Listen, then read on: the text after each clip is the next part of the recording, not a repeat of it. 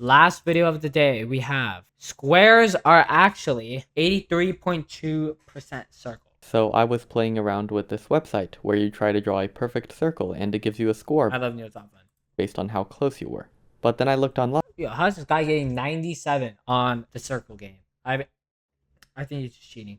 And what the hell is this? Possibly the ugliest circle I've ever seen gets 99.2%. I think it just like sees like how close it is to the center. So that's why like some shapes it works.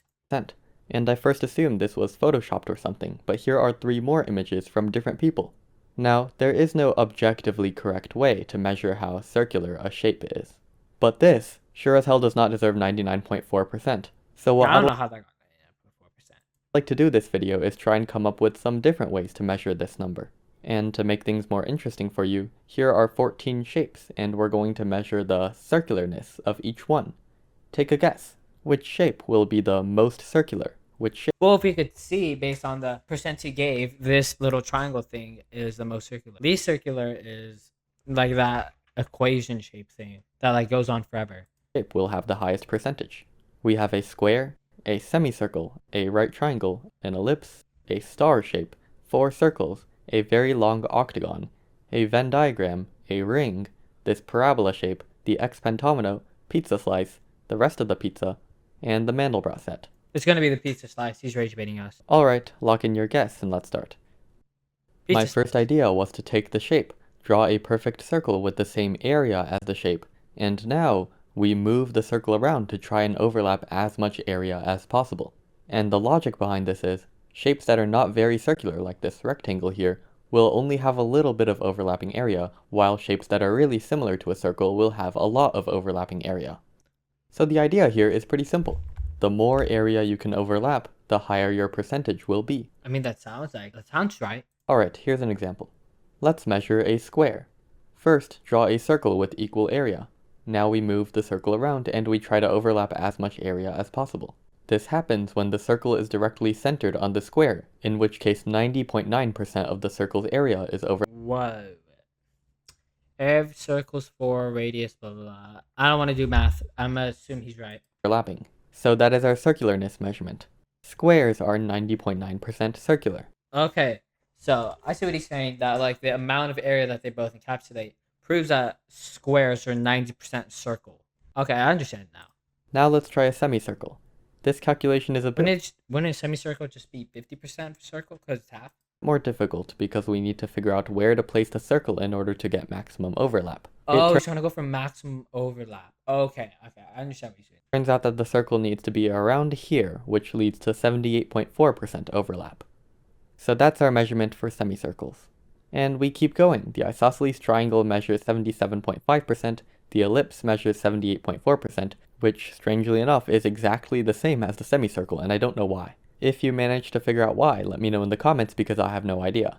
Anyway, the star shape measures 76.0%, the 4 circles shape measures 81.4%, or at least I'm pretty sure it's 81.4%. Maybe there's a more optimal position for the circle that overlaps more area, but I don't think there is. Moving on, the long octagon measures 84.2%, the Venn diagram measures 86.5%. Yo, he's coming up with all this stuff. Do you think he used ChatGPT for this? Or do you think he's like genuinely coming up with all this? Because if he did, congrats to you. If he used ChatGPT, don't worry, I would have too. The ring measures 87.5%. This parabola shape measures 85.7%. The X-pentomino measures 78.2%. The pizza slice measures 85.3%, which took me a while to figure out. And the rest of the pizza so it measures... does look like he's doing it all by hand. I congratulate you. 86.3%, which also took me quite a while to figure out. Now we have the Mandelbrot set. And it turns out that the area of the Mandelbrot set is not actually known, so I don't know how large this circle is supposed to be exactly. And even if I did know, I have absolutely no clue how to calculate the overlapping area. Yeah, because it like goes on forever. Like there's a website that shows every little section that goes, just keeps zooming in and zooming in and zooming in. So the Mandelbrot set is disqualified from this round. Oh yeah, I should mention that there are going to be several rounds. The first round was... Yo, what metrics could you possibly be doing? I feel like, isn't this like the only metric you would need to do? Overlapping area, and the next round will be something different, and so perimeter. on. Each shape will earn points depending on how high they manage to score, and we'll tally up the points at the end of the video to see which shape is the winner. The square wins the first round with the only score above 90% and takes home 14 points. So that was the overlapping area metric. Now, what makes this a good metric and what makes this a bad metric? Think about that for a second.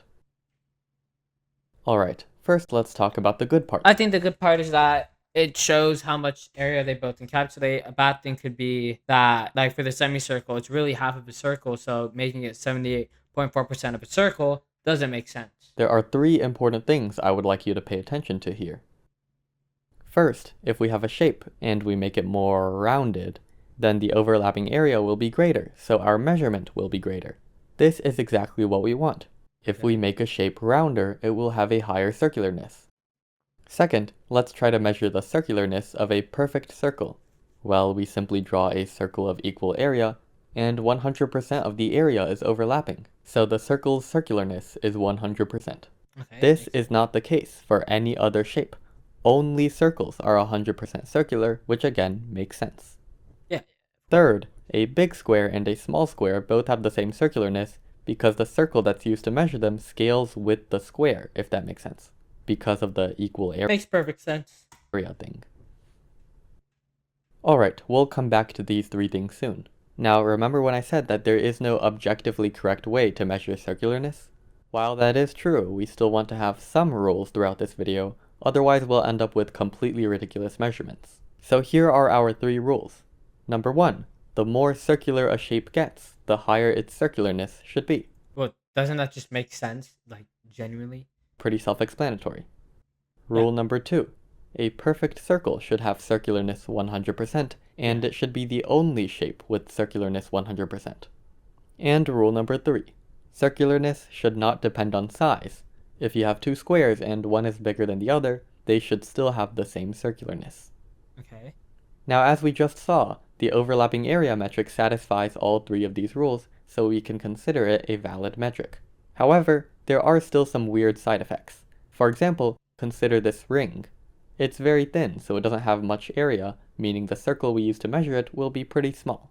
Therefore, the amount of overlapping area will also be small, so this ring only has like 10% circularness according to this metric, while squares have 91%. Me personally, I think this is ridiculous. The ring feels much more similar to a circle than the square does. But like what he's saying, like based off the area that it would encapsulate, it would be much less. But I do agree with what he's saying. How could a square be a 90% circle, but then this is only 10%? Just following his rule, if it just keeps getting more circular, then no matter what, it's gonna stay the same because it's already like a circle. You know, maybe that's just me. So that's weird side effect number 1. Shapes that are very thin tend to have extremely low measurements. Now there's another problem with the overlapping area metric, which is that it's quite difficult to calculate accurately. If I give you a shape like this, it's very hard to measure because you don't know exactly where the circle should be positioned in order to achieve maximum overlap. You would need to test a bunch of different positions, record the percentage for each one, repeat this process several more times, then pick the highest percentage to use as the measurement. And even then, there's a chance that your measurement is wrong. Maybe there was a slightly better location to place the circle in and you missed it. Now, you may have noticed something interesting about circles while watching this video. If a shape and a circle have the same area, and you compare the perimeters of both shapes, it turns out the circle's perimeter is always smaller than the shape's perimeter. Verify this for yourself. This makes intuitive sense if you think about it, because if you have a shape and you round it out, the perimeter decreases. It's little less. Yeah, that makes sense. Again, you can verify this for yourself. And if you keep rounding it out, the perimeter keeps decreasing, and eventually you end up with a circle. So in other words, the more circular a shape gets, the smaller its perimeter becomes. We can actually use this property to create another circularness metric. We take the shape that we want to measure, draw a circle with the same area as the shape, and now we calculate the perimeters of both shapes. And we divide the circle's perimeter by the shape's perimeter to get the circularness. Once again, let's use a square as an example. We draw a circle of equal area, and if we divide the circle's perimeter by the square's perimeter, we get 88.6%. According to this new perimeter metric, squares are 88.6% circular. Okay, so like each metric, each shape could either be more or less circular, depending on what metric you use. Alright, before we do anything else, let's check whether this perimeter metric satisfies our 3 rules or not. First rule, the more circular a shape gets, the higher its circularness should be. Now we already know that the more circular a shape gets, the smaller its perimeter becomes. Now let's look at our formula for circularness. The shape's perimeter is in the denominator, so as it decreases, the circularness should increase. So the first rule is satisfied. Second rule, circles have 100% circularness, and also no other shape has 100% circularness. The first part is pretty obviously true. Circle perimeter divided by the exact same circle perimeter equals 100%. Now this other part is much trickier to prove. You'll have to take my word for it. So the second rule is also satisfied. Third rule, circularness should not depend on size. This rule is also satisfied. Just like before, small squares are measured with small circles, and large squares are measured with large circles. The ratio between the circle perimeter and the square perimeter remains constant.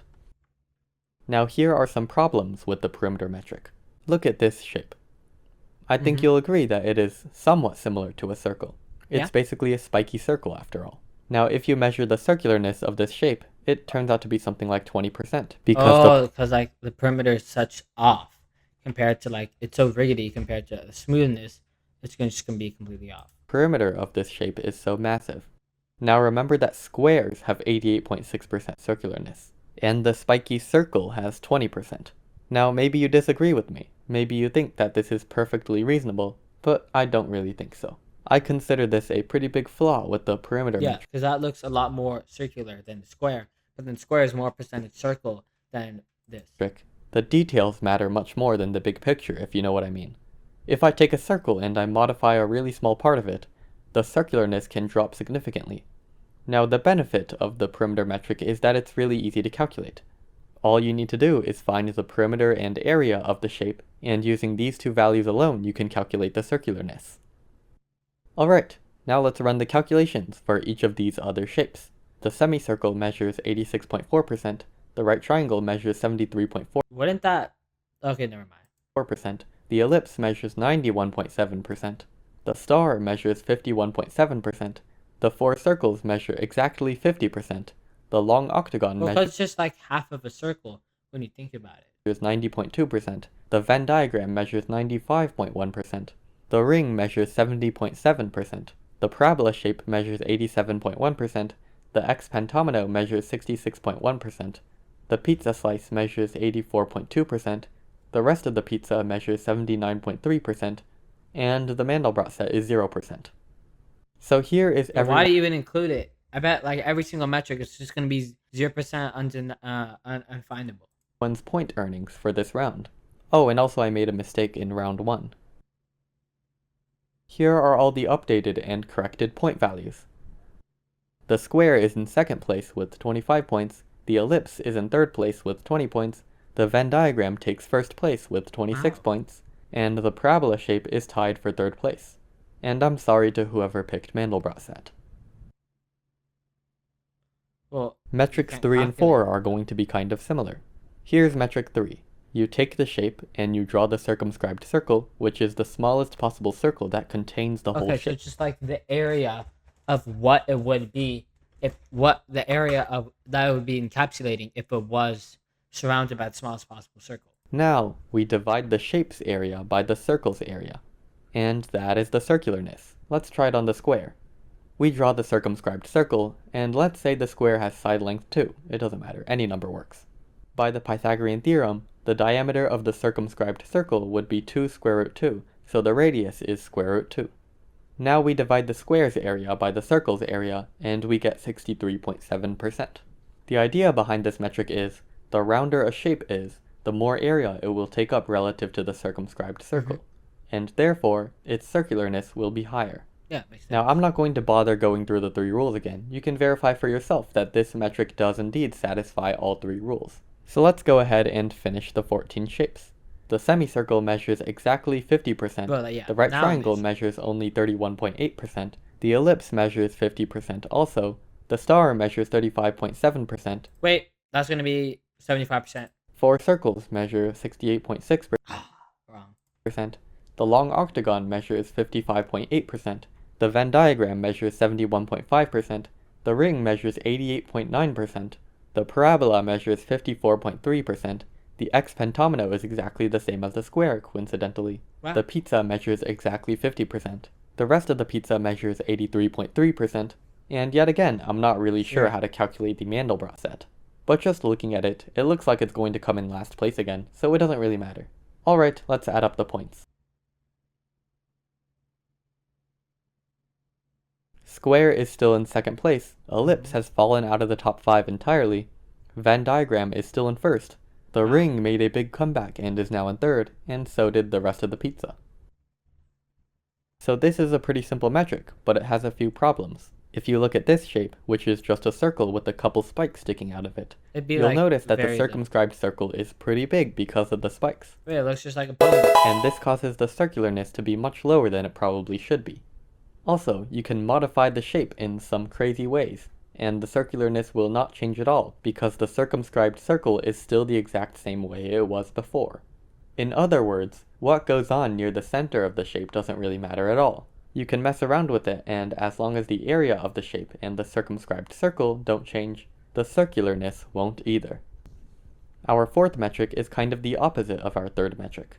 Instead of drawing the circumscribed circle, we will draw the inscribed circle, which is the largest possible circle that can fit in the shape. And the circularness equals the circle's area Wouldn't that just be like 100, or is it gonna like do it a different way? Divided by the shape's area. Okay, so not 100. In this case, the circle's area is pi and the square's area is 4, so the circularness is approximately 78.5%. Oh, okay, so not. Once again, the idea behind this metric is, if you make a shape rounder, you'll be able to fit a larger circle inside, which will cause the circularness to increase. Okay. Now, if we have a shape such as this star, the inscribed circle sits in the middle. Now what this means is, I can take one of these spikes and make it super pointy, do whatever I want with it, and the inscribed circle will remain exactly the same way it is now, and therefore, the circularness will not change. I can even do wacky stuff like this, and as long as I don't change the total area of the star, the circularness will remain at 15%, which is definitely a problem with this metric. The stuff near the center of the shape matters a lot, but the rest of the shape doesn't really matter at all.